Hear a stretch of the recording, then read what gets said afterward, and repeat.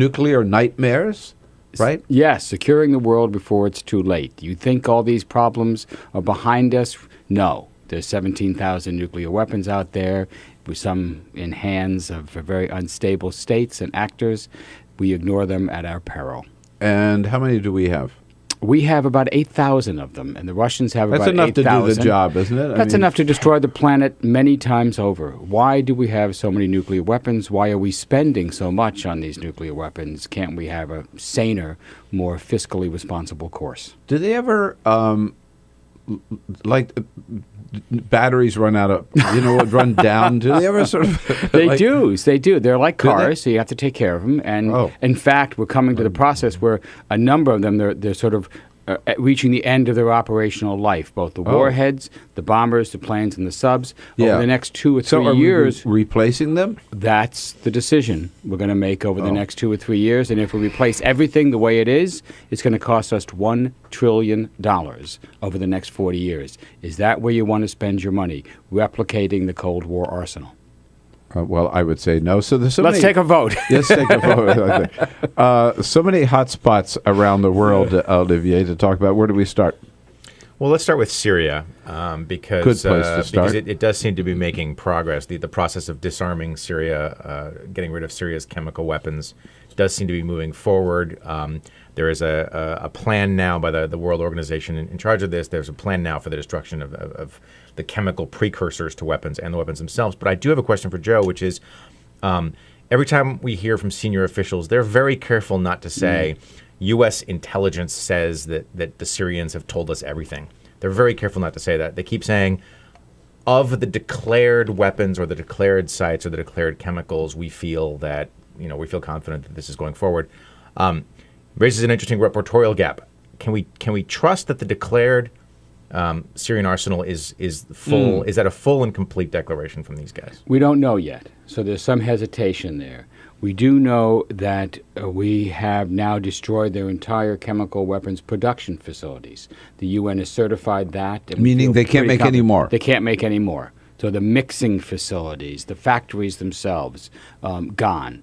We do know that we've destroyed all, we think, of their unfilled munitions, rocket shells, warheads. Those have been destroyed.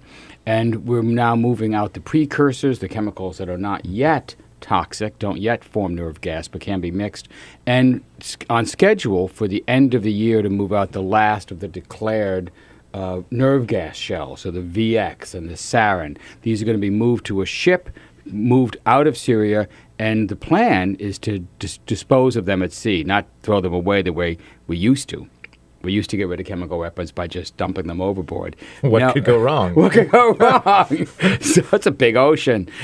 And so now there's plans to incinerate them at sea. We have mobile facilities going to put on cargo ships and do this. And there's also a process called hydrolysis. But as you point out, Olivier, do we have all of them? And there's some uncertainty whether Assad has come clean. Is he holding back? Right. Some, and he might be. So it's got to be tempting, right? Well, it could be, but it's a very high-risk game because in the end, they're not very militarily useful. What do a few dozen shells do for you? Even a few hundred shells. What kind of military advantage does that give you? What kind of international blowback would there be if you ever use these things? So we may be able to get certainty soon that everything has been accounted for. I have to ask you, the last network news report I saw in Syria, which was not last night, but maybe the night before, I watched. They talked about, again, we have withdrawn support, some of the support that we were giving to the rebels. The rebels are split, between some of those that are linked to Al-Qaeda and some of those that so-called moderates, I guess, or that we've been working with. Yeah. They're losing more and more territory to Assad. He certainly picked up some good points by agreeing to get rid of these chemical weapons. At the end of that report, my feeling was this is all over, that Assad has won the civil war. Is that wrong? It may be. It may be. So we've been talking about Syria for 2 years now, and we've always seen Assad can't hold on. He's on the brink. The rebel forces are advancing any day now. Well, I want to believe that, but he may have held out.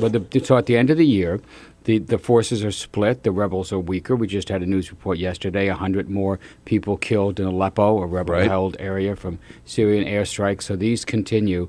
The al-Qaeda-like forces are gaining ground among the rebels. That's one of the reasons we suspended some of our shipments. They were ending up in al-Qaeda forces, not the so-called Free Syrian Army.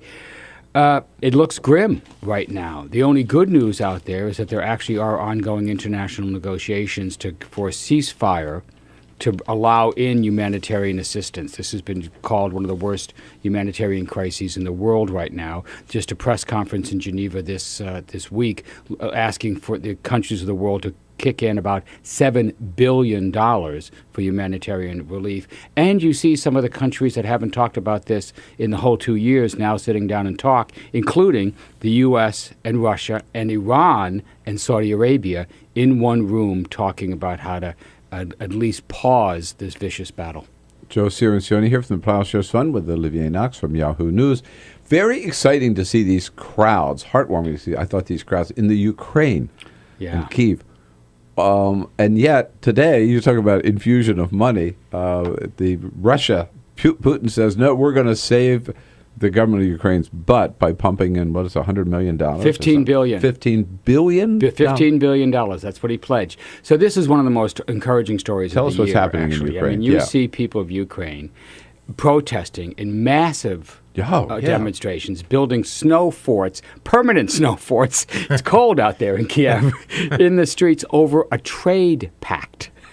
And the whole reason is they do not want their leader to be rejecting ties with the European Union and instead accepting this basically bribe and giving in to the bluster of Putin and tying Ukraine closer to Russia. They want to split from Russia as much as possible and embrace the European Union. They're demanding that the premier resign. And he's holding on. We'll see. We'll see how this goes. But this is what they call the Orange Revolution that overthrew this Cold War style regime in the first place. Well, it's back in a new form and with great strength, and it looks like it's not going anywhere soon. It's a really interesting tug of war between the European Union and Russia. And I know talking to European officials that they are concerned about. They always say that Putin has the cash and he has the energy flows. He's got leverage. He's not just a flailing guy behind a podium. He actually does have a lot of leverage.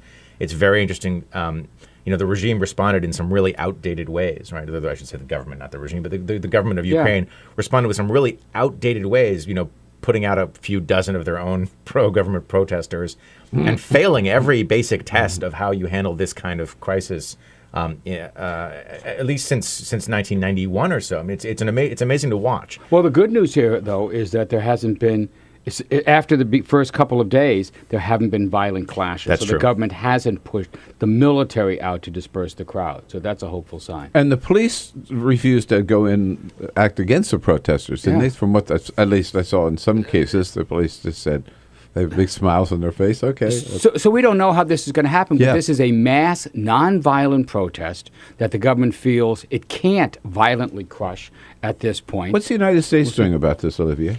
Well, I know Republican Senator John McCain was there recently speaking to the protesters, and yesterday he was showing reporters. And the senator from Connecticut. McCain gets all the press, but the senator from Connecticut was there. It was a bipartisan delegation. That's true. You're right. Well, I think McCain, a natural media magnet. Can't stay away from that guy. It's true. And I have to number myself among the people who like to talk to him. But he was showing videos of the square and of the protesters there. And was saying, it's important to make a public show of support without tilting over into making this, an actual tug of war with Putin, because Putin can be a pretty stubborn guy, and he's not just going to walk away from Ukraine. So I mean, talking a little bit to State and the White House yesterday, they're trying to find ways to support this. They want to help the Europeans actually to take a more sort of role.